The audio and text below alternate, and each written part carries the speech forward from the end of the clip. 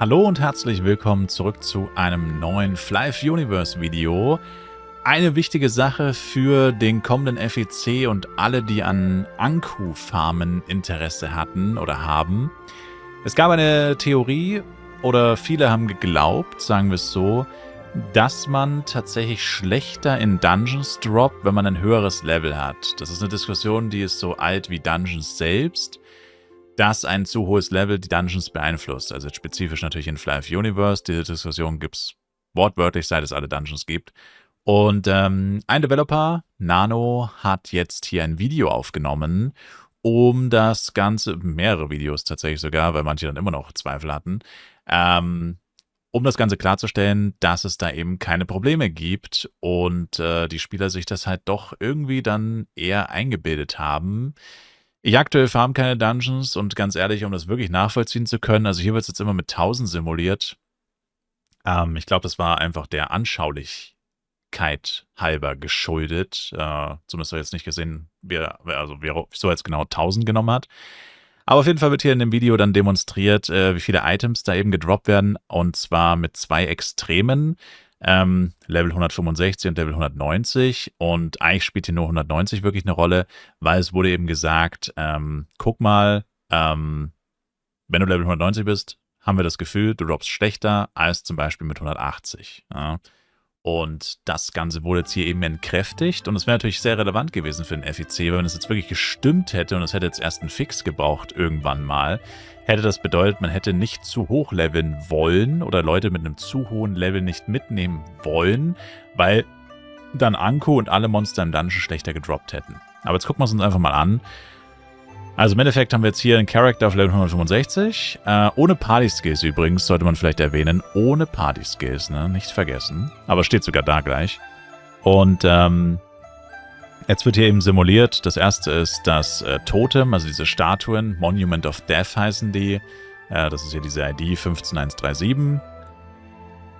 Und genau, jetzt haben wir hier Monument of Death. 1000 Mal getötet und haben 130 Sunstones gedroppt. Jetzt setzt er das Level auf 190, macht das gleiche nochmal und dann haben wir hier 100, also man sieht schon, er macht es gleich mehrfach. Genau. Und es sind immer ungefähr die ähnlichen Drops. Also es weicht schon natürlich ab, aber das ist eben das, was ich gerade meinte mit dem 1000, aber vielleicht hat es auch interne Gründe, warum nicht mehr als 1000. Vielleicht stürzt das Spiel ab, ich weiß es nicht. Eigentlich müsste man das mit Milliarden machen, oder Milliarden ist sogar zu wenig. Billionen müssten das eigentlich sein, weil dann würde nämlich immer das Gleiche rauskommen und darum geht es ja eigentlich. Und hier kommt es eben nicht immer das Gleiche raus. Hier ist 100, hier ist 122, das allererste war glaube ich 130, 132, 108. Also hier sind tatsächlich relativ große Abweichungen und das wurde auch in einem Discord dann gesagt, ja aber guck mal, da ist doch voll die heftige Abweichung, das ist doch nicht das Gleiche. Aber 1000 ist halt eine ziemlich niedrige Anzahl an Versuchen. Die Droprate dieser Items, und man sieht ja hier Lucky Drop 0, Giftbox 0, also keine Party-Skills, kommt noch dazu. Also eigentlich wäre es mehr. Wenn man mit Party-Skills und einen Drop-Buffs reingehen würde, würde man noch mehr bekommen.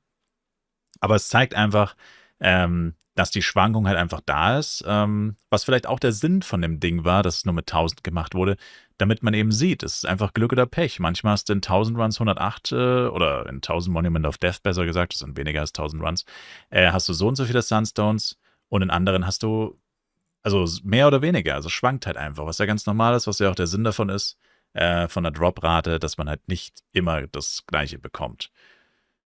Genau. Und man sieht, das Ergebnis ist im Endeffekt immer das gleiche. Beide Werte bei beiden Levelbereichen schwankt es extrem zwischen 100 und 130. Bei beiden kann man reinlacken und bei beiden kann man Pech haben. Genau. Und jetzt simulieren wir eben noch weiter. Ups, das war zu weit. Genau, das ist jetzt hier God of Death Anku. Hier kriegen wir jetzt 1000 Mal Anku getötet, also das sind dann tatsächlich 1000 Runs, wieder ohne Party-Skills. Und jetzt hier sind wir noch 165 und in dem Beispiel haben wir jetzt eine Butcher's Carnage gedroppt, 2 Knuckle, 3 Sticks, also 6, 7, dann 4 mal Dementia, 11, 13, 14 Waffen jetzt in dem Fall. 1000 Ankus getötet, 14 Waffen, ohne Party-Skills, ohne andere Drop. Chancen, nicht vergessen, auf dem FEC hat man sehr viel mehr Droprate, also im FEC könnte man das jetzt ja wahrscheinlich alles hier pauschal mal 3 nehmen. mindestens. Also gar nicht mal so schlecht.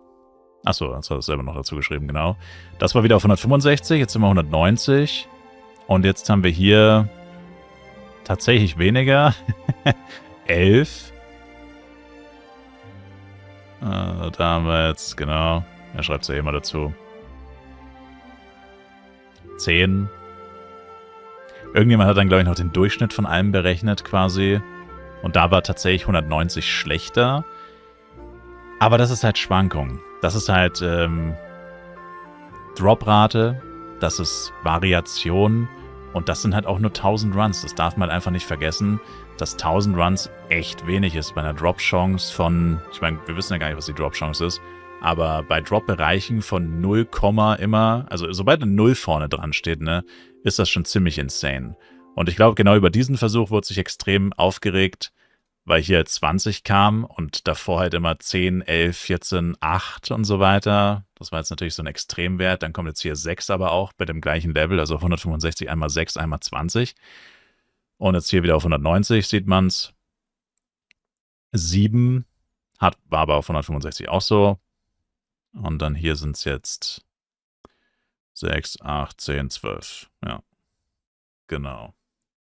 Also man sieht schon, was damit bewiesen werden wollte, ist einfach, es spielt keine Rolle. Du kannst bei beidem Pech haben, du kannst bei beidem Glück haben. Und es gibt keine so extremen Abweichungen, dass man da eben irgendwas tun müsste. Besser gesagt, es funktioniert genau so, wie es sollte.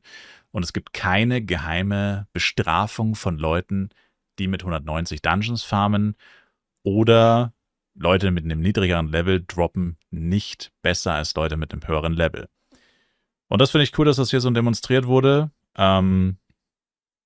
Natürlich kann man jetzt immer die Verschwörungstheorie weiterspinnen und den Aluhut aufsetzen und sagen, ja, aber guck mal, warum denn 165? Du kannst ja mit 165 gar nicht in den Dungeon oder irgendwie so. Also man könnte da jetzt noch ewig weiterspinnen, aber es bringt nicht wirklich was, muss man ganz ehrlich sagen, weil wenn ein Entwickler sich das einmal wirklich angeguckt hat und simuliert hat und diskutiert hat auch, also in dem Beitrag, und sich alle Kritikpunkte oder alle, sage ich mal, Bedenken sich durchgelesen hat und kommt trotzdem zu dem Schluss am Ende, es funktioniert alles richtig, das ist alles, wie es sein sollte, das passt.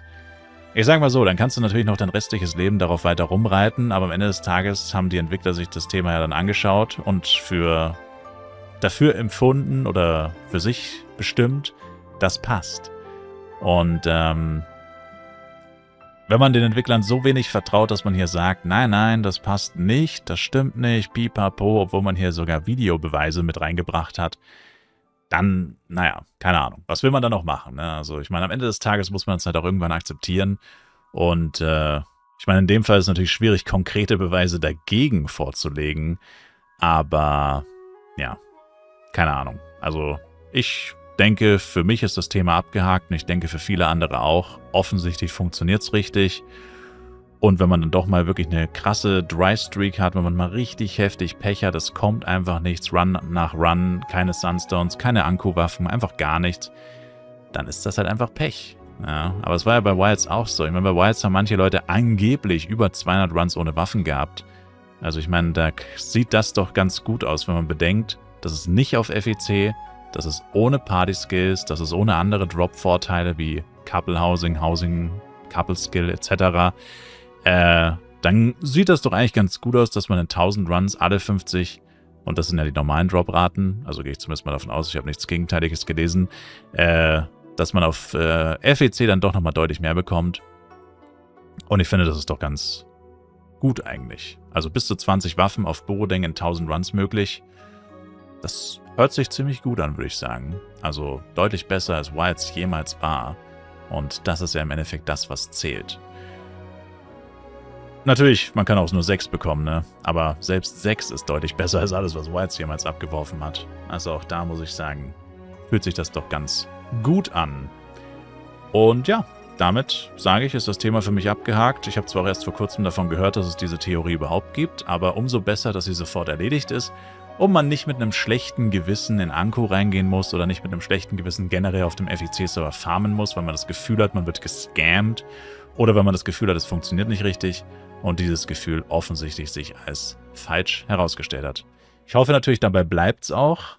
Und ich sage bis zum nächsten Mal mit Flive Universe. Schaut auch gerne im Livestream vorbei. Ich bin jeden Tag live auf Twitch. Links dazu in der Videobeschreibung. Und auch mit jedem Tag neuen Flive Universe Videos. Haut rein, bis zum nächsten Mal und ciao, ciao.